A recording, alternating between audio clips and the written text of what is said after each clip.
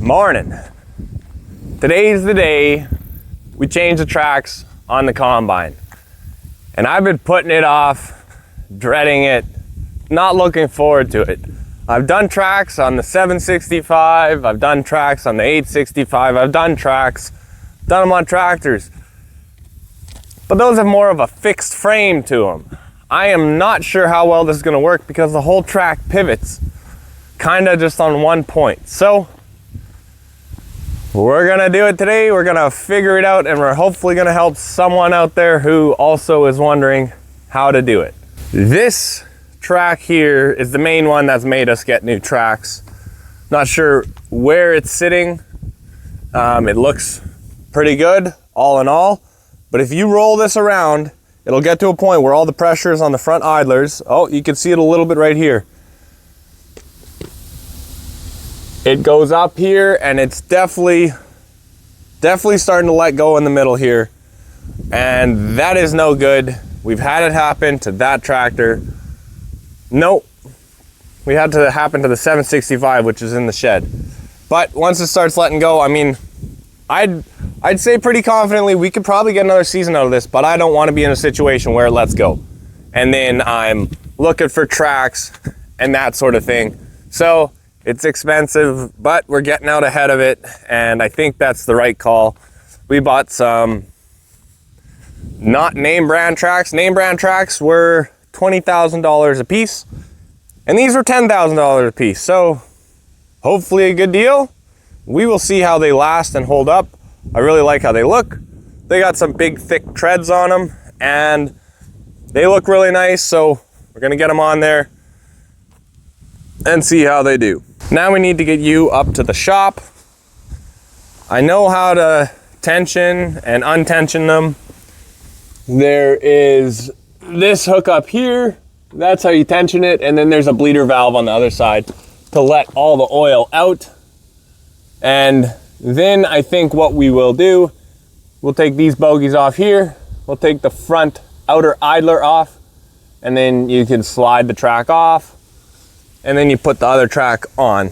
So that's the game plan. We're getting all stationed up here. We got one of the tracks.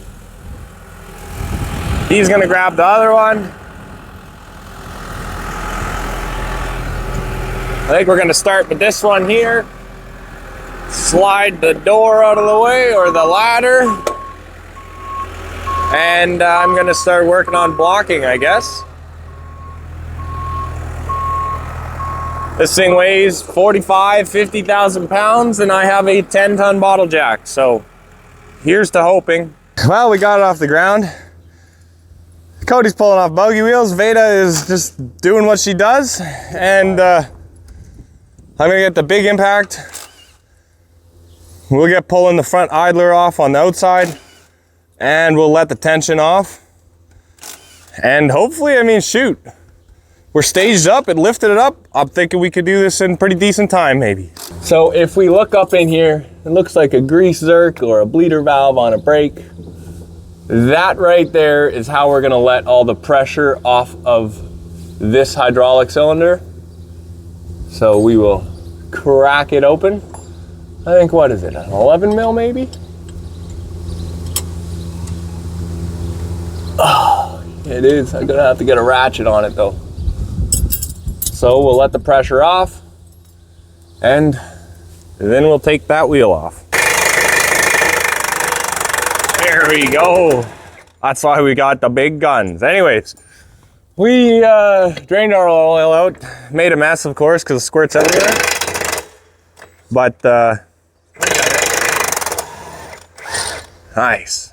So we're gonna do a time on this as well. So we started at 9:15. It's currently 9:30. And we're making good progress. Pulling the track off is the easiest part. Putting the track on takes a bit more work and finesse because you actually care about it, but hey, we'll see how long this takes us. The skid steer is definitely gonna come in clutch for this job.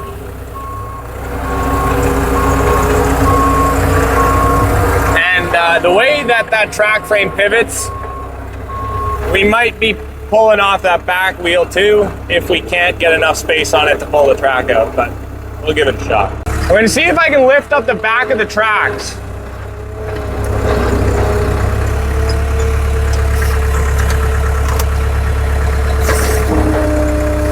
can get them to pivot, we'll be all right.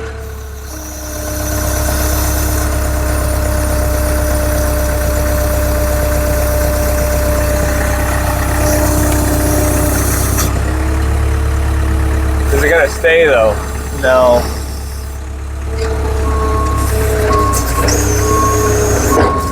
I think we're better off just pulling that back one.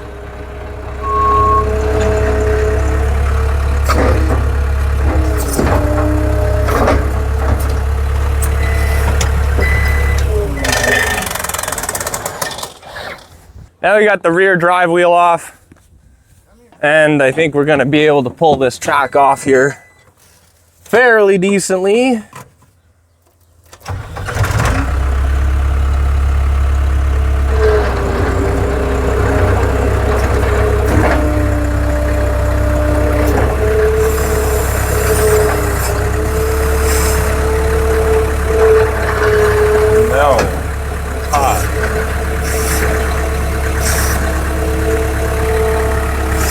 I was a bit concerned about that.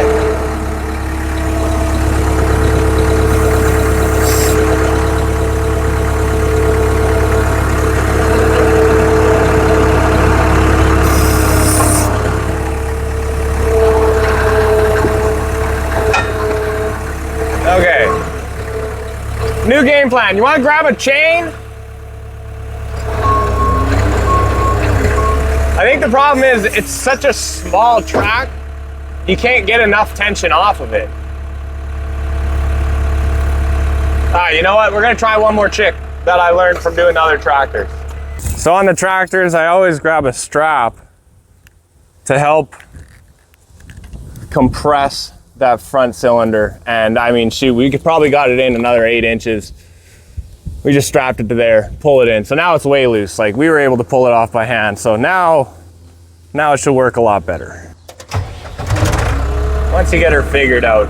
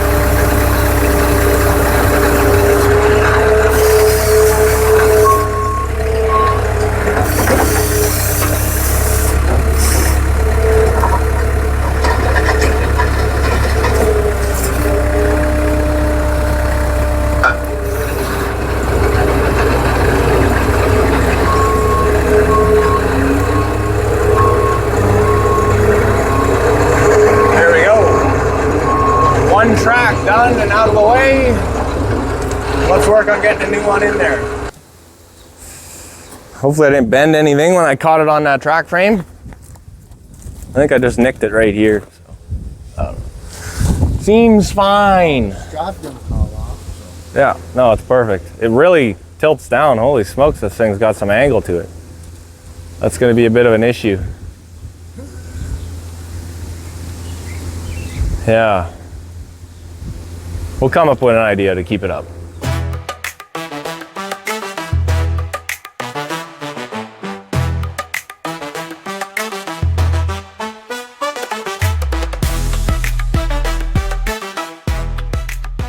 The hardest part is always putting the new track on. It's got thicker tread. It takes a bit more time. You care about it.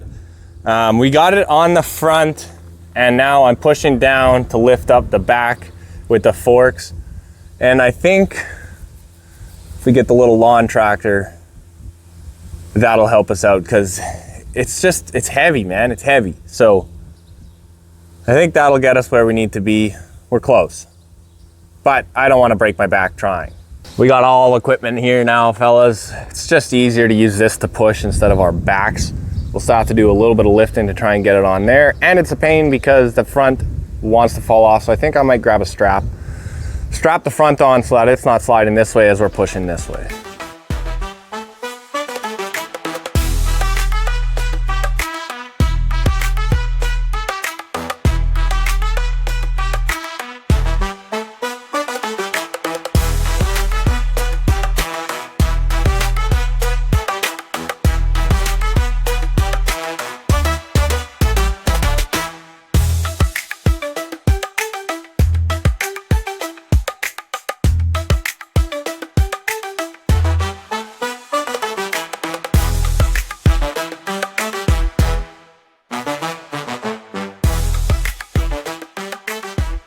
We got the track on, which is always the hardest part, and now just putting things back on.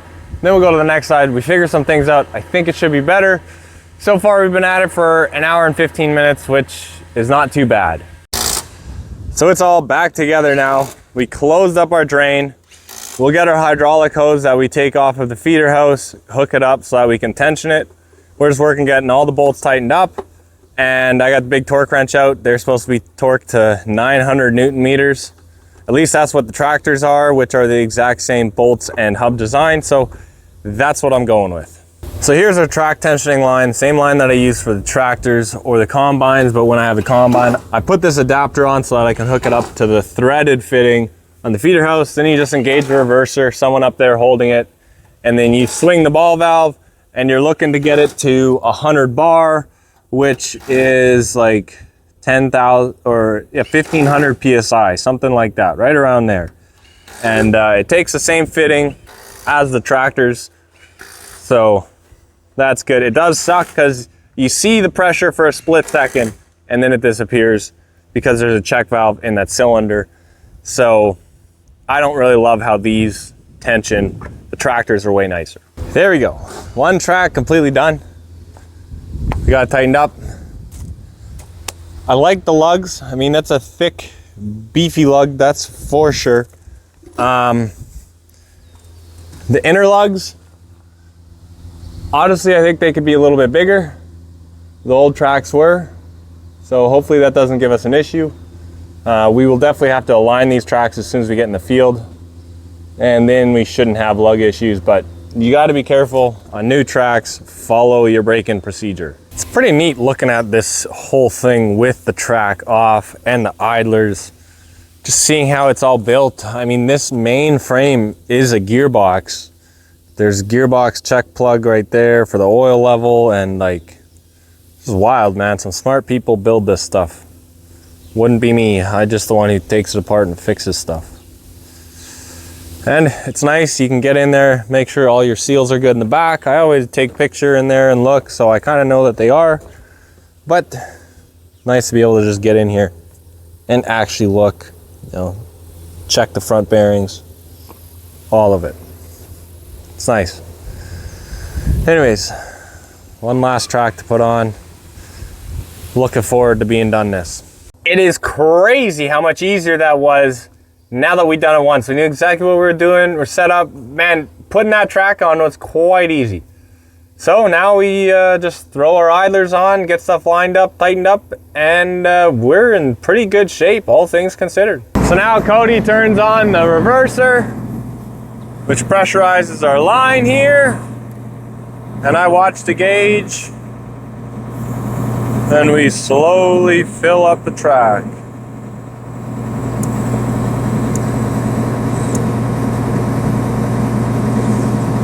And it goes quick, so you gotta have that valve hardly open and be watching it, because it sucks to bleed the pressure off, tell you that much. And here we are, 1500 PSI, shut it off.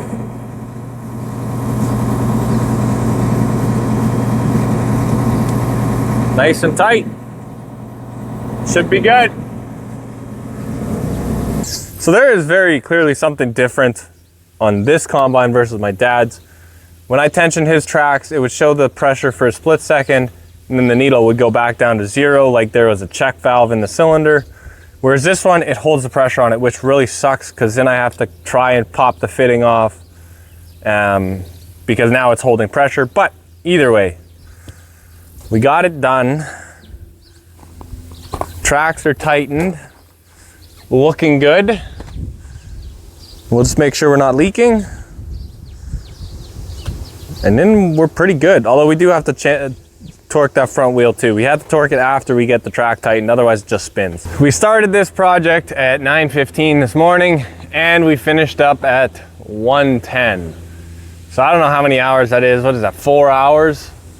And probably took us 2.5 hours to do the first track and an hour and a half to do the second one. We saved a ton of time just knowing what we needed, what we had to do, where to go, that sort of thing. Typically the way it goes, but now we got a new set of tracks on here, which is fantastic. We do have to be careful about braking. If you're not careful, you'll start shredding those inner lugs and then you're gonna have problems. So we drive slow. Once you get into the field, you're in the chaff and the dust and you're going slow in the field. That is the perfect time to brake in tracks. So we'll get a bunch of baby powder or talc, whatever we want, so that when we're roading it, we can be throwing it in the dust and keeping things lubricated that way. The last thing we need to do for this is a track alignment, which is the exact same as doing an alignment on a 2-track Challenger, which I have videos on. You tighten the tight side and you loosen the loose side, and you're just in the field going back and forth till you get it riding pretty well in between the idlers at the front, and then you know you're good. So it's gonna wrap it up here. I am gonna have to put the feeder house down, check my oil levels because we pumped a bunch of oil into both those cylinders when we retightened it, so I'll have to add more oil. But I am extremely happy to have this job done. I wasn't looking forward to it, and typically it's worse in my mind than it actually is. So this wasn't a terrible job. Anyways, like always, I appreciate you guys watching, hanging out, and we'll see you on the next one.